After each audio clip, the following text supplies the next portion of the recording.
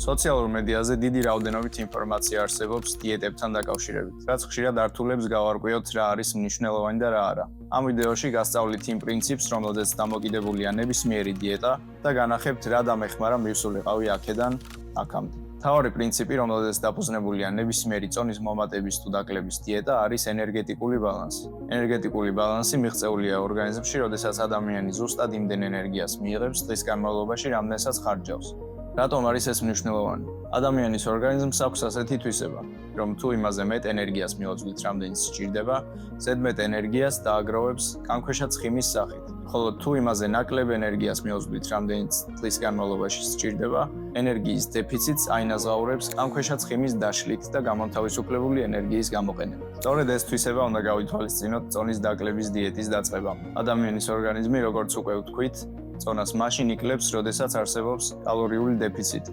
ასეთ მდგომარეობას ეწოდება ჰიპოკალორიული მდგომარეობა. ანუ ამ დროს ადამიანი იმაზე ნაკლებ ენერგიას იღებს, ვიდრე დღის განმავლობაში სჭირდება. მაგალითად, ადამიანს, რომელსაც სჭირდება 2000 კალორია ზუსტად იმ წონის შესანარჩუნებლად, რამდენიც ახლა არის, თუ ამოვაკლებთ მისი დიეტიდან 500 კალორიას, ანუ შევქმნით კალორიულ დეფიციტს, დეფიციტის ანაზღაურება ორგანიზმს მოუწევს კანქვეშა ცხიმის დაწვით. მნიშვნელობა არ აქვს, იქნება ეს კეტო, ვეგანური თუ თქვენი ნაცნობისგან გაგებული დიეტა. კალორიების კონტროლი წონის ცვლილებაზე მოქმედებს მიუხედავად საჭმლის შემადგენლობისა. მნიშვნელობა არ აქვს, ეს იქნება fast food-ი, McDonald's-იდან თუ სახლში დამზადებული ჯანსაღი საჭმელი. თუ კალორიების რაოდენობა იმაზე მეტია, ვიდრე გვჭირდება, წონას მაინც მოვიმატებთ, თუ იმაზე ნაკლები, ვიდრე გვჭირდება, წონას მაინც დავიკავებთ. ასე რომ fast food-ის მთლიანად ამოღება დიეტიდან, თუნდაც წონის კლების დროს, აუცილებელი არ არის. ამ ვიდეოში ვახსენე, რომ კალორიული ბალანსი მიღწეულია მაშინ, როცა ადამიანი იღებს ზუსტად იმდენ რაოდენობა ენერგიას, რამდენიც დღის განმავლობაში სჭირდება.